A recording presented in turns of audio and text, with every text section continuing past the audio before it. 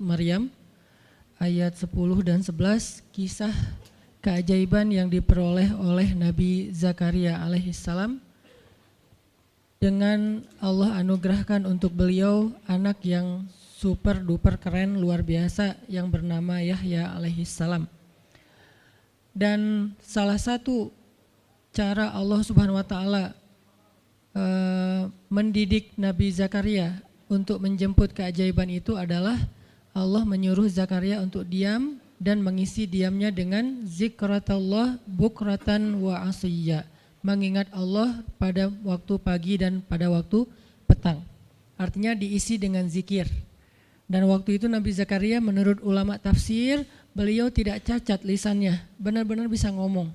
Hanya tidak bisa bicara dengan manusia tapi bisa berzikir. Jadi beliau bisa zikir, bisa mengucapkan kalimat-kalimat Alkitab yaitu Taurat. Beliau bisa membaca ayat-ayat Allah, beliau bisa mengucapkan kalimat bismillah dan seterusnya, tapi nggak bisa ngomong dengan manusia. Dan itu terjadi selama 3 malam. Dan akhirnya setelah 3 malam, Nabi Zakaria tiba-tiba dapat berita gembira kalau istri beliau hamil. Ini pelajaran penting banget buat kita.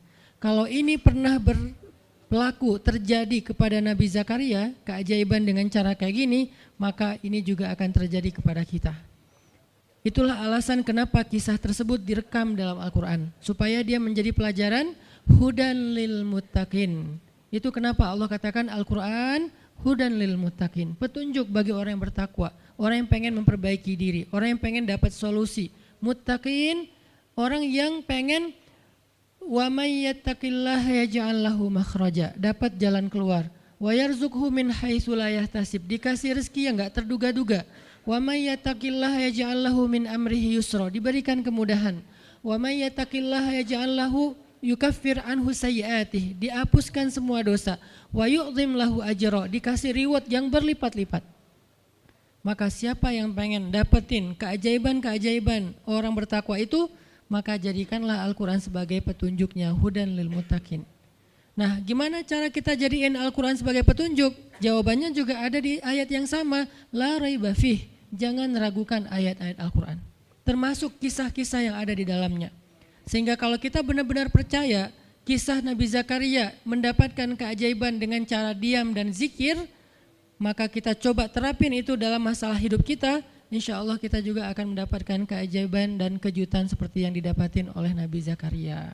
Itu pesan poin yang ada di dalam ayat 10 dan 11 surat Maryam. Sehingga buat sebagian orang yang mungkin ngerasa selama ini sering disakiti, sering dicuekin, sering didebat, sering diapain, jangan terlalu diladenin. Kadang-kadang ada teman saya nanya ke saya, Ustadz, ini ada yang ngomongin Ustadz gini-gini di sosmed, perlu kita balas nggak nih? Saya bilang udah diamin aja.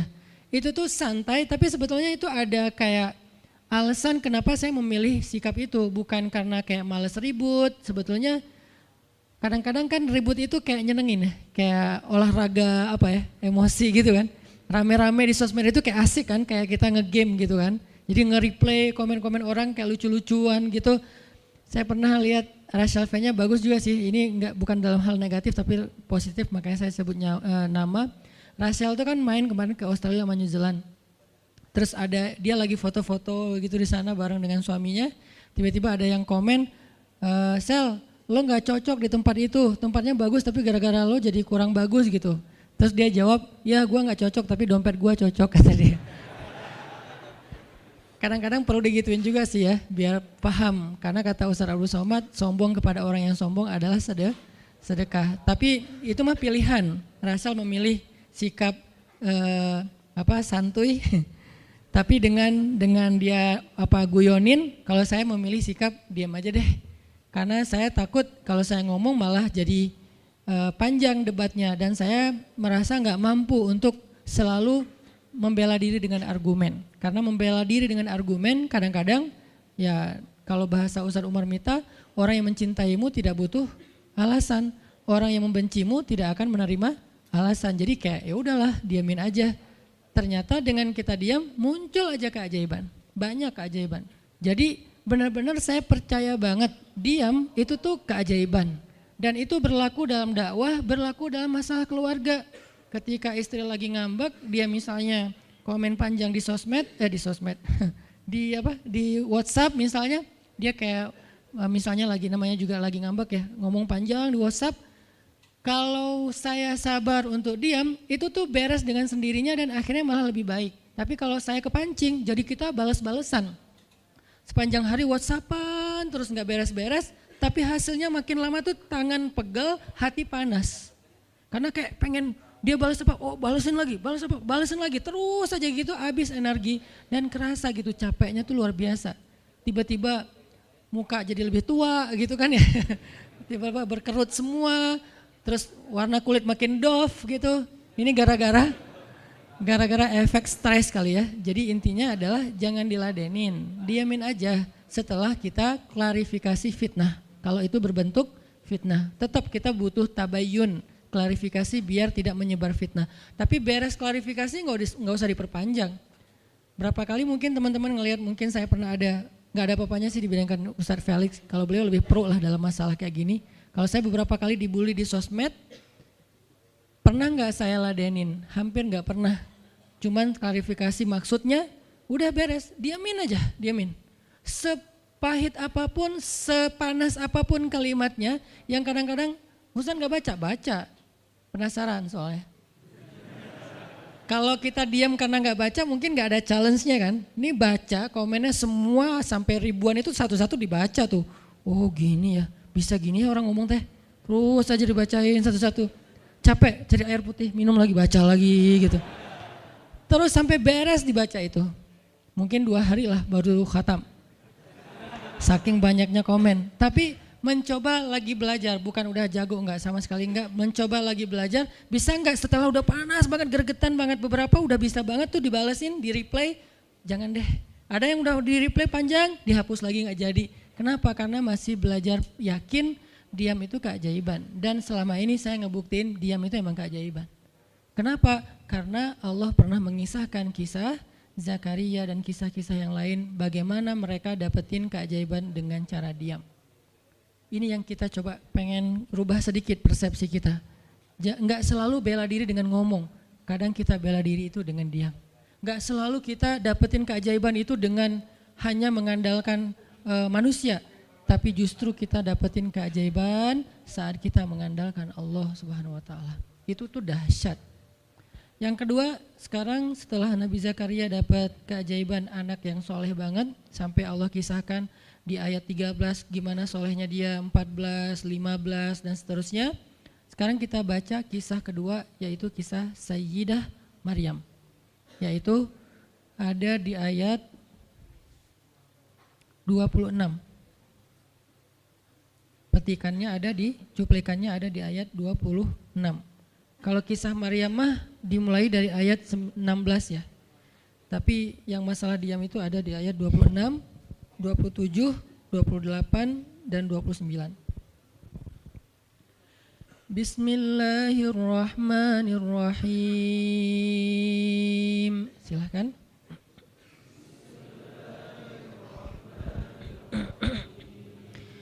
Fakuli washrabi wa qarri aina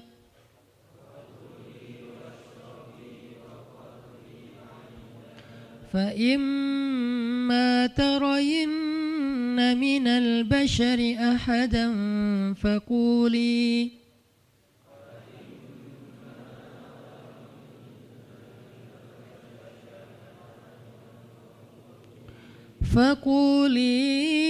inni nadartu lirrahmani sawman falan ukallimal yawma insiya.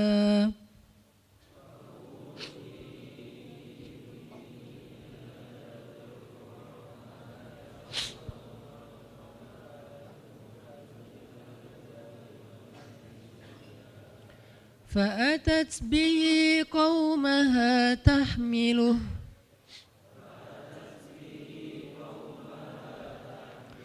قالوا يا مريم لقد جئت شيئا فريا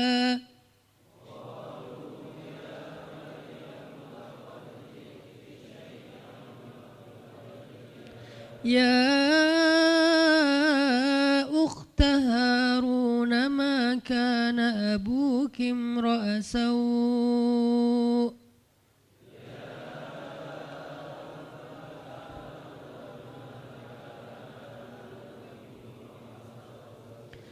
ما كان أبوك امرأ سوء وما كانت أمك بغيا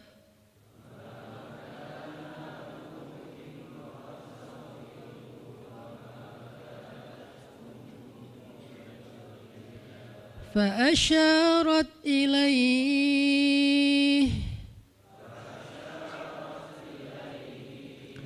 قالوا كيف نكلم من كان في المهد صبيا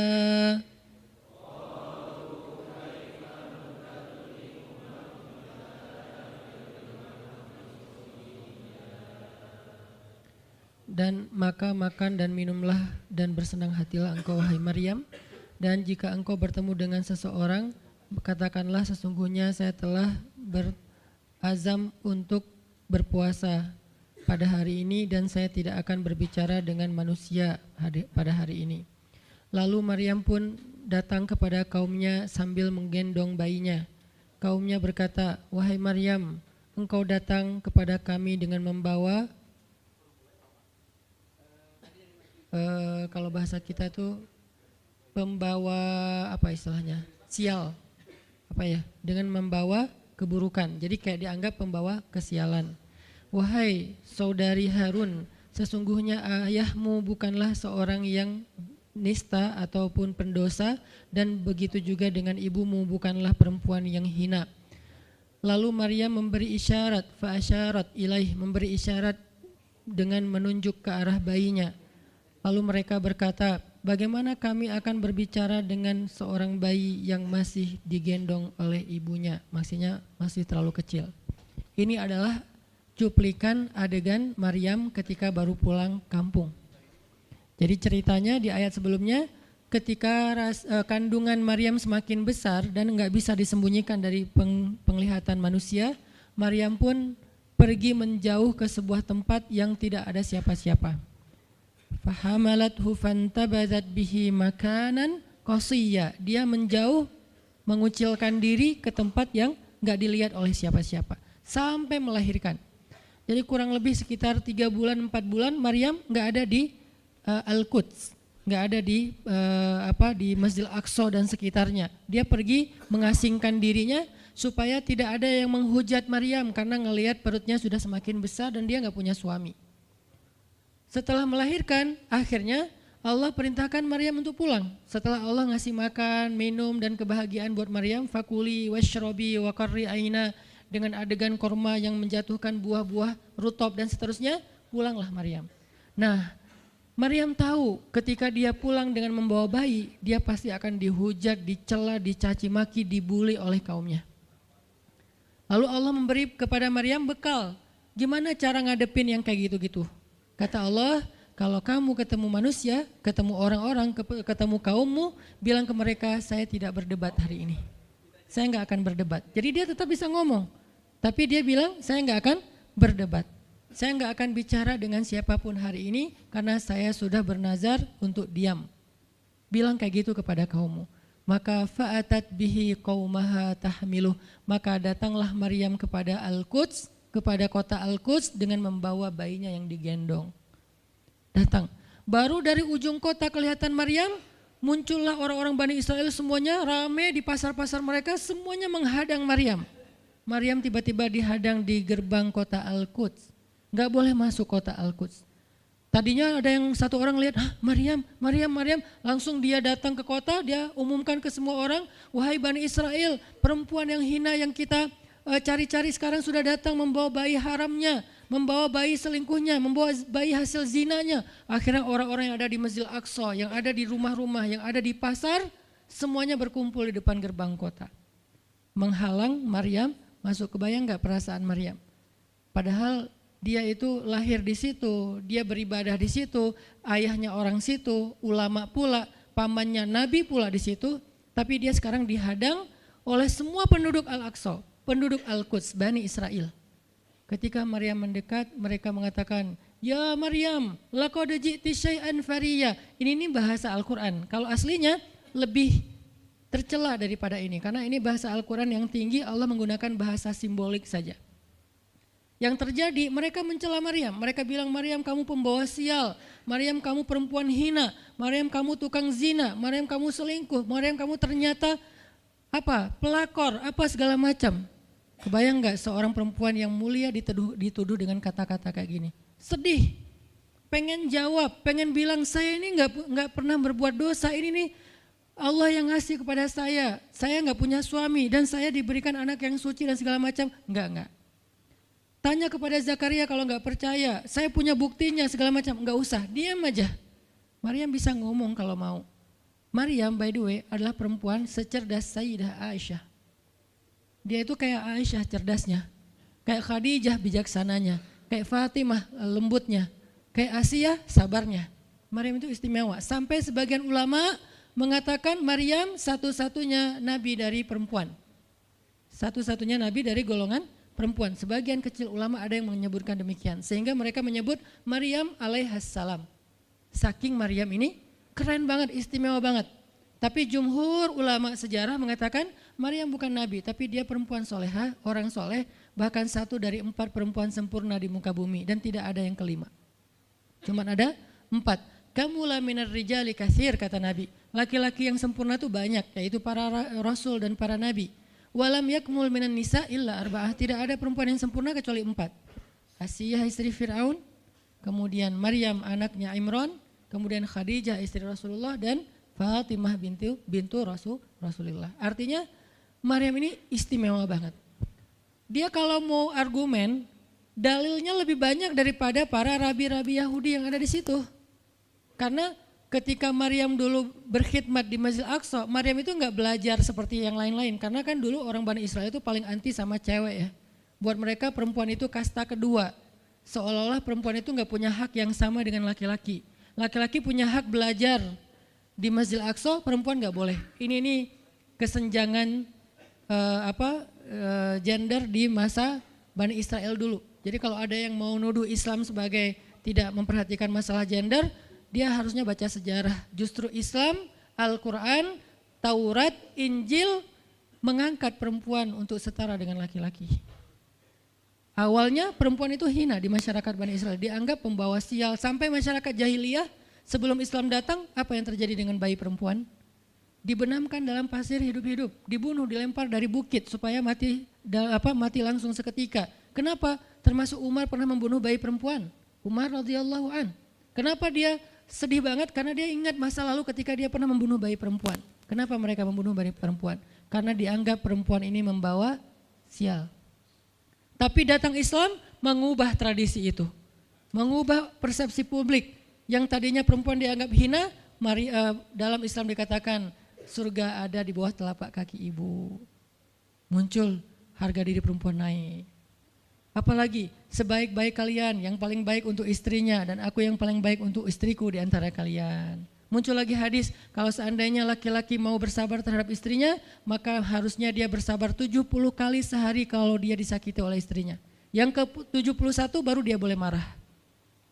70 belum boleh marah. Jadi perempuan, ibu-ibu, istri kalau mau bikin suaminya sebel sampai 69. Atau 70 boleh lah. Tapi yang ke-71, nah ini udah layak dimarahin.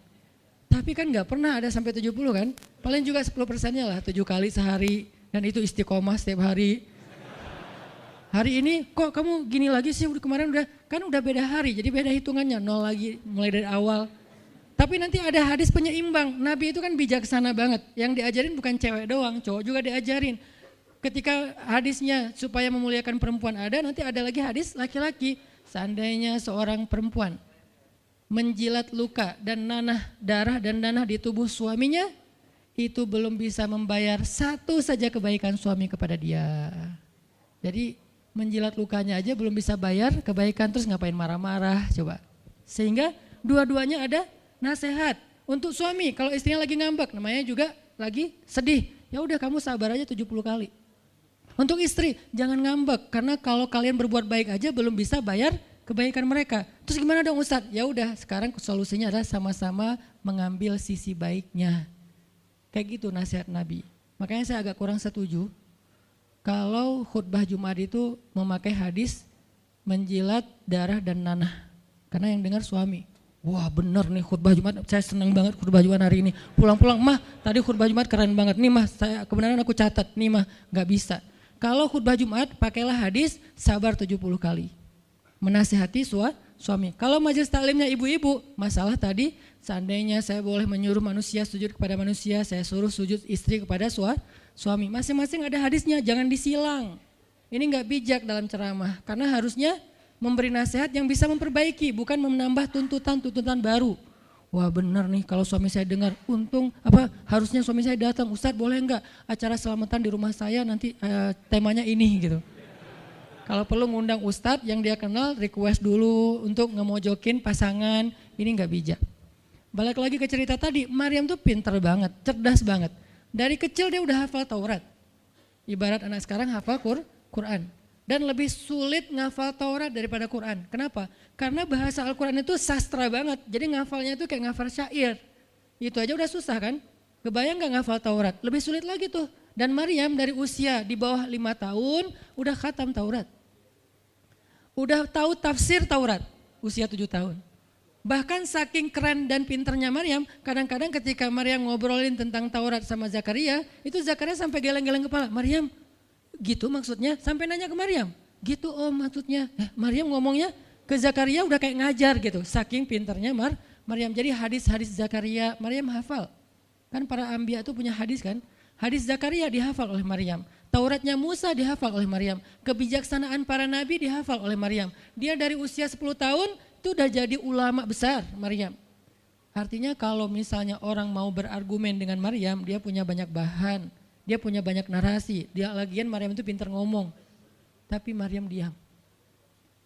Jadi kalau kita ngerasa pintar ngomong, pintar komen, pintar apa, tetap aja kita punya alasan harusnya kita diam. Karena Maryam yang lebih daripada kita ternyata juga diam. Akhirnya Maryam diam. Dikatakan ya ukhta Harun, diingatkan lagi dengan kemuliaan keluarga Imran. Ya ukhta Harun ma'akana abuki imra'asau. Wa ma kanat ummuki baghiyya. Ayah kamu itu Imran loh Maryam, kamu enggak malu punya bayi di luar pernikahan sementara keluarga kalian itu keluarga baik-baik. Apa kamu tega menyakiti ayahmu, mencoreng nama besar dan nama baik keluarga besarmu dan seterusnya. Maryam makin luar biasa, panas banget, sedih banget. Dan Maryam itu yang lebih berat lagi teman-teman. Mungkin kalau kita digituin agak kebal ya. Terutama cowok lah. Cowok kalau digituin agak kebal karena emang kurang berperasaan sih kalau cowok ya.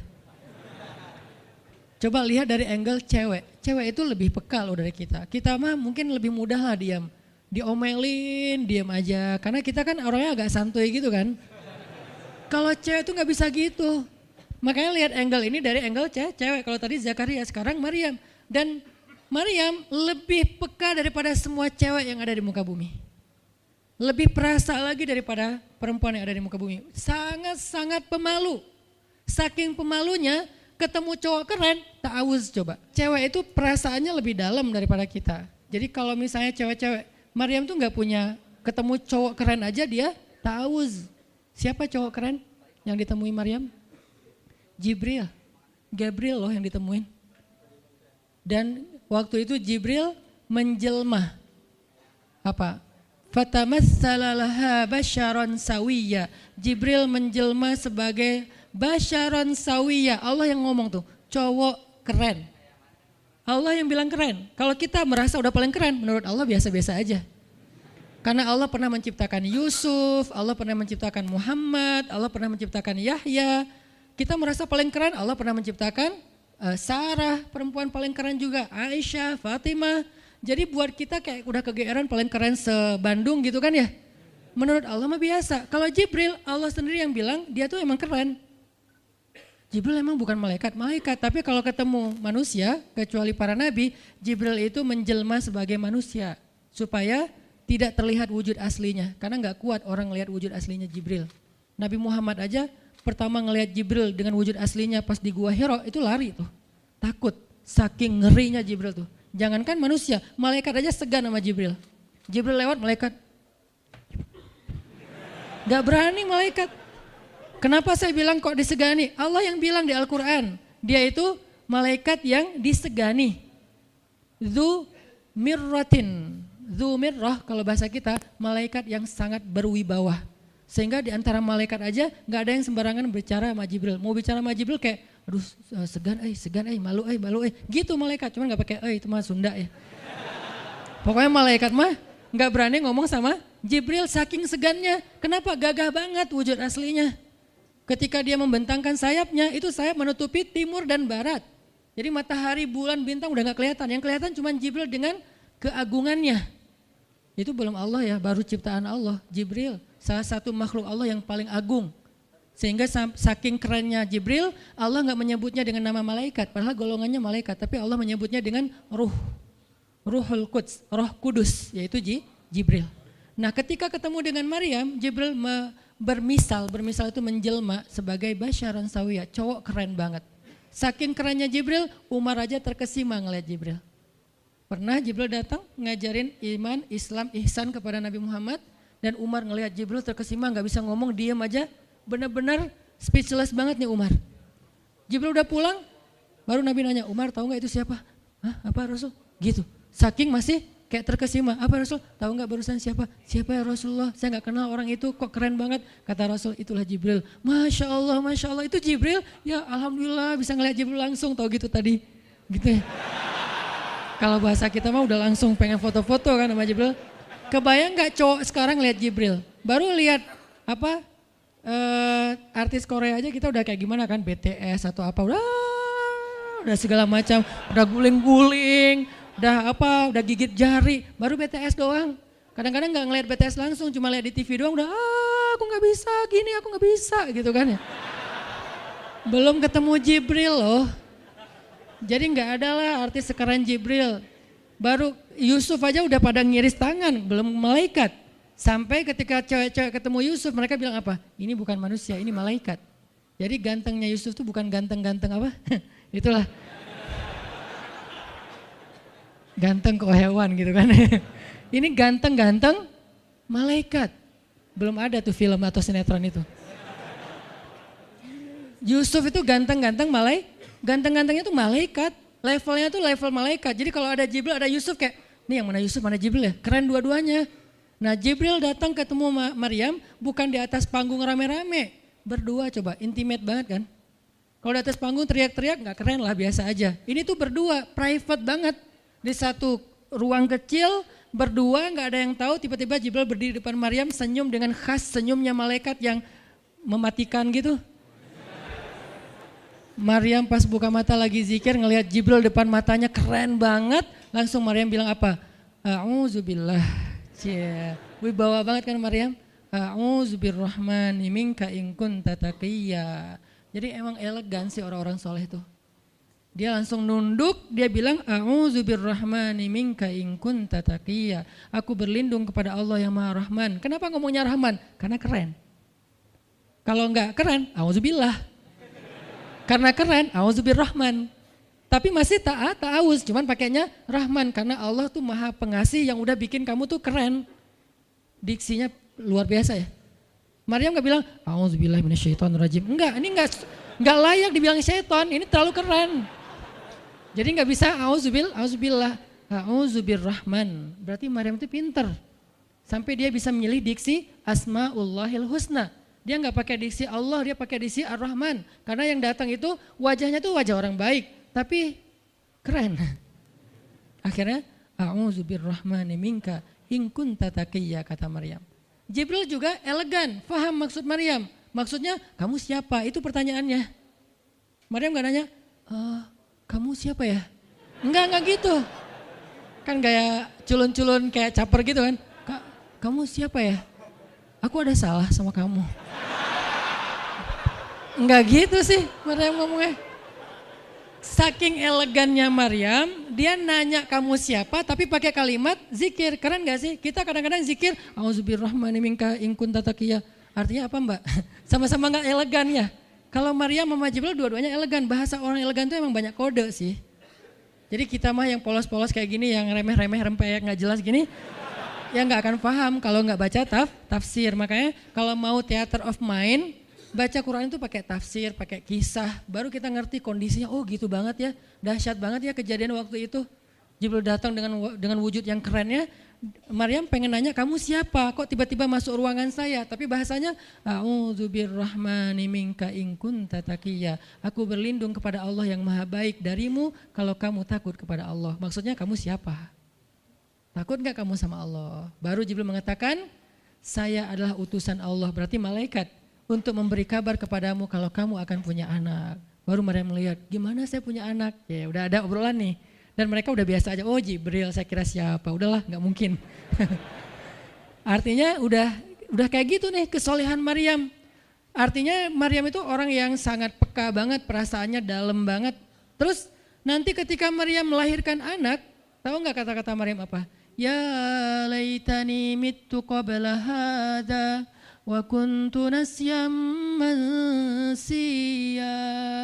Saat Maryam merasakan sakitnya kontraksi, mau melahirkan Isa, Maryam itu sambil kontraksi sambil bilang, ya laitani mitu qabla hadza wa kuntu nasyan mansiya. Aduhai seandainya saya mati aja sebelum kejadian ini dan saya dilupakan oleh manusia seolah-olah saya tidak pernah ada. Kenapa Maryam ngomong kayak gini? Maryam ngebayangin betapa malunya dia nanti kalau harus membawa bayinya ketemu Bani Israel yang pada bawel. Bani Israel itu terkenal kaum yang paling bawel. Bawelnya banget. Kalau kita baca Al-Baqarah itu isinya kebawelan Bani Israel. Kata Nabi Musa, sembelihlah Al-Baqarah. Al-Baqarah itu kan banyak, yang warna apa? Cari yang warnanya bersih. Yang bersih kan juga ada belang-belangnya nggak dikit. Terus yang beratnya berapa kilo, yang dari mana, dari Bali atau NTB atau dari mana? Bawel banget. Udahlah cari aja seekor sapi, sembelih beres. Tapi nanya lagi, bertele-tele. Itulah Bani Israel. Dan Maryam tahu banget karakter kaumnya.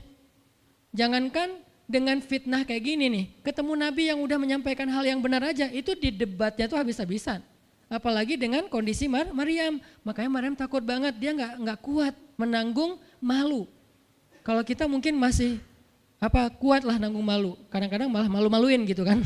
Kalau Maryam nggak kuat nanggung malu, berarti orang yang seperti ini harusnya kan berat banget untuk diam kan, nggak akan kuat diam, harusnya dia ngomong gitu, dia belain diri. Tapi Maryam itu sisi lainnya adalah perempuan yang mukminah, siddiqah, sangat yakin sama Allah. Allah suruh diam, ya udah diam. Gimana pun dihujat, diam. Kata Allah diam. Ya Allah mereka bilang saya itu berzina, diam. Ya Allah bilang ini anak haram, ini anak saya nih, anak yang mulia. Anak yang satu-satunya ketika lahir nggak disentuh setan di antara manusia loh. Satu-satunya manusia ketika lahir nggak disentuh setan. Nabi Muhammad setannya malah diislamkan. Beda, kerannya itu beda. Kalau Isa nggak disentuh setan. Kalau Nabi Muhammad setannya malah masuk Islam. Masing-masing punya keistimewaan lah. Tapi satu-satunya manusia yang lahir nggak disentuh setan cuman Isa. Kita semuanya pernah disentuh. Lahir langsung. Apa sih lo datang-datang ke dunia nggak nama-namain kerjaan gua gitu kan. Kita nih orang biasa, jadi pas lahir tuh udah ada langsung setan bisik-bisik, yuwas wisufi sudurinas, makanya disuruh azan kan, karena kenapa? Biar nggak dibisikin sama setan. Dan kalau bisa suara azan kita harus lebih lembut daripada suara setan, karena setan juga kayak tricky gitu. Saya ibu kamu, anak bayi dinina bobokan sama setan, hiduplah iblis gitu-gitu kan. Jadi kayak di dokter nama setan, iblis itu keren, iblis itu soleh, iblis itu baik. Tapi pakai bahasa nasyid. Lagunya tuh kayak akustik gitu, lembut banget gitu kan. Makanya suara muazin kalau azanin anaknya yang lembut. Jangan azan, Allahu Akbar, asyhadu an la ilaha illallah. Dia malas ke masjid nanti kalau udah dewasa. Kenapa? Gue malas banget dengan suara ini nih. Salahnya siapa coba? Salah ayahnya. Belajar azan di Al-Latif sama Muzammil sama Teras Tafiz biar azannya tuh kayak Allahu Akbar. Bayinya senyum-senyum. Ntar gue bisa lebih dari itu. Canda. Intinya adalah Maryam itu pemalu banget. Jadi dia bisa banget untuk ngebales, tapi dia diam. Sampai akhirnya fa'asyarat ilaih, dia memberi isyarat. Arti memberi isyarat, dia nunjuk ke arah Isa alaihissalam yang masih digendong, kalau kalian mau ngomong aja sama bayinya. Allah yang nyuruh kayak gitu. Makin kayak marah dan makin menjadi-jadi orang Bani Israel ketika Maryam memberi isyarat nunjuk ke arah Isa. Mereka bilang, ya Maryam, kamu udah gila apa? Sekarang kamu nyuruh kami bicara dengan bayi yang masih dalam gendongan ibunya. Benar, Maryam tuh ternyata udah stres gila. Dia gara-gara ditinggal sama selingkuhannya, sekarang dia jadi orang gila. Wah, luar biasa tuduhan kepada Maryam. Maryam diam aja, sedih, nahan air mata. Tapi bukan emotikon yang menggenang air mata di sini ya. Nahan aja air mata sampai kemudian Allah datangkan keajaiban, jadikan bayinya bicara. Qala, Isa bicara. Panjang lagi omongannya Isa. Ibuku ini baik, ibuku begini-begini, saya itu hamba Allah, saya itu anak yang suci, saya itu begini-begini, sampai beres. Baru mereka pada pulang karena mereka merasa terbantahkan semua tuduhan palsu mereka kepada Maryam. Masuklah Maryam, disambut mulia oleh beberapa orang. Maryam itu perempuan mulia, Allah mendatangkan dia sebagai keberkahan. Tadi dituduh pembawa sial, sekarang disebut pembawa berkah. Mulailah Maryam terkenal. Isa dididik, kemana Isa pergi, anak-anak kecil segengnya Isa pengen jadi temannya Isa. Gue temannya Isa lo, gue temannya Isa lo. Gak lama kemudian Isa jadi temannya Yahya. Ketika dia udah bisa main sama Yahya, main berdua sama Yahya. Kemana-mana berdua, Yahya, Isa. Tapi usianya agak jauh berbeda. Ketika Yahya udah masuk SD, Isa barulah lahir. Jadi kayak agak sekitar 7-10 tahun lah kurang lebih mereka jarak usianya. Tapi pas Isa udah remaja, mereka udah nyambung ngobrol. Nah, kelebihan masing-masing, kalau Yahya ini penghafal kitab Taurat, datang Isa, Yahya menghafal kitab Injil. Yahya Nabi, Isa Rasul, satu level di atas Nabi. Kalau Nabi mengikuti ajaran Rasul sebelumnya, kalau Rasul membawa ajaran baru. Jadi sebelum Isa lahir, Yahya mengikuti ajaran Musa dengan kitab Tauratnya. Setelah Isa lahir, Yahya mengikuti ajaran Isa dengan kitab Injilnya. Jadi bisa dibilang Nabi yang mengikuti dua ajaran Rasul, Yahya alaihissalam. Dia menghafal dua kitab suci sekaligus, Taurat dan Injil. Perempuan Maryam radhiyallahu anha, dia menghafal kitab Taurat dan Injil dari anaknya sendiri. Inilah kisah Maryam yang mendapatkan keajaiban dengan cara diam. Terakhir kisah Nabi Muhammad SAW ketika beliau bahasa lebih tepatnya dalam tanda petik ya, biar nggak bisa disalahin. Kayak didiemin lah sama istri-istri beliau gara-gara istri-istrinya ngambek. Di dalam surat At-Tahrim, surat 66, coba kita buka surat 66. Ini juga kalau teman-teman baca kisah surat ini tuh luar biasa ya, kita kayak baca novel atau kayak nonton film, keren banget. Saya memang senang banget dengan sirah Nabi dan para anbiya, dan terutama kalau sirah ini berbentuk storytelling, bukan data sejarah ya, karena membaca data sejarah itu emang agak-agak liar sih. Tapi kalau storytelling kan kita adegan ya, wah seru ya, itu lebih keren daripada Disney, Marvel, Endgame, satu apalah. Lebih seru baca sirah kalau kita paham. Surat 66 ayat 4, ayat 5. Ayat 5. Itu tuh ceritanya, saya langsung ke ceritanya aja. Ceritanya kan waktu itu Nabi itu punya kebiasaan kalau habis asar sampai maghrib, Nabi ngapain pertanyaannya?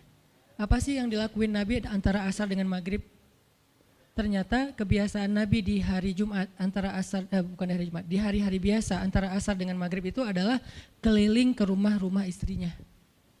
Antara asar dengan maghrib itu waktu family time lah, keliling antara rumah-rumah istrinya. Kalau nggak habis dalam satu hari, besok dilanjutin. Nah hari itu Nabi datang ke rumah Maria yang dari Mesir itu, istri beliau yang dari Mesir, Maria Kiptiyah, dan lama di rumah Maria, nggak pindah-pindah gitu. Sementara Hafsah sama Aisyah udah nungguin Nabi di rumahnya Aisyah berdua, karena emang Hafsah sama Aisyah ini kan ngegeng banget ya berdua ya.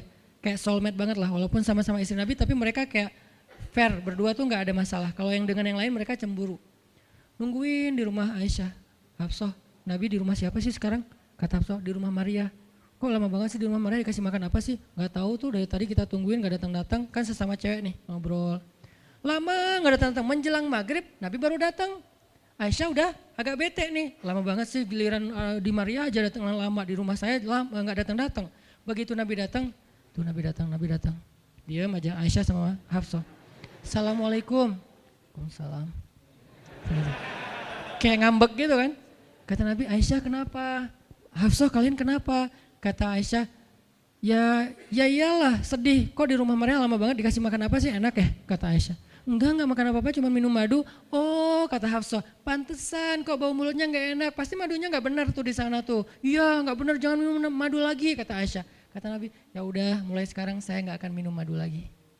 Demi apa?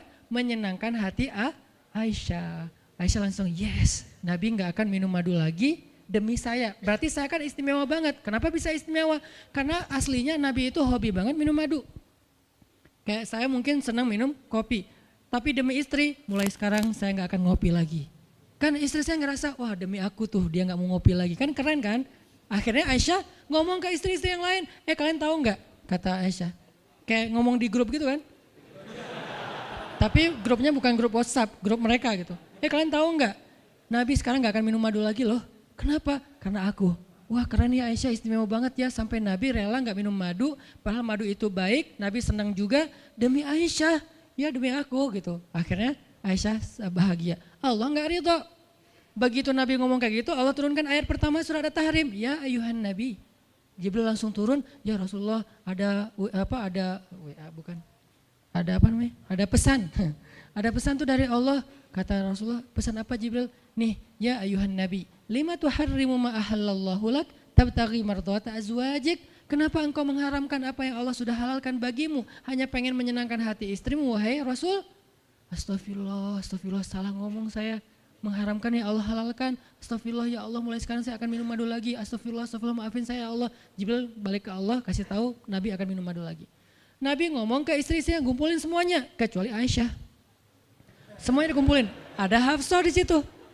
Wah istri-istriku, maaf ya aku salah ngomong kemarin depan Aisyah. Sekarang aku akan meralat, mulai sekarang aku akan minum madu lagi di rumah-rumah kalian. Jadi kalau sore aku lagi datang, siapkanlah madu seperti biasanya.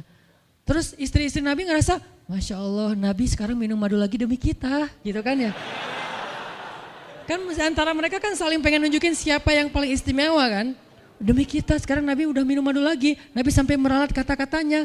Akhirnya ternyata kalimat itu sama Hafsah disampaikan ke Aisyah. Kalau bahasa sosmed kita di capture, di forward. Kan bahaya banget kan? Disampaikan ke Aisyah. Aisyah tuh lihat Nabi sekarang minum madu lagi loh. Demi siapa coba? Demi kami. Aisyah, innalillah jadi Nabi gini. Cuman Aisyah gak sampai ngomong kayak kita. Dasar ya cowok dimana aja sama gitu. Itu mah kata-kata cewek sekarang ya. Kalau Aisyah kan elegan kan gak ngomong gitu. Akhirnya pas Nabi datang Aisyah diam. Aisyah diam. Kata Nabi, Aisyah kenapa? Aisyah kenapa?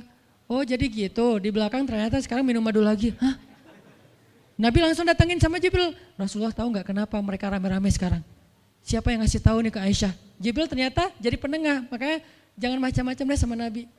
Ada Jibril, ada Allah kan, susah gitu membuat rahasia. Tahu nggak Rasulullah kenapa Aisyah ngambek? Kenapa wahai Jibril? Gara-gara Hafsah ngebocorin rahasia Nabi kepada Aisyah.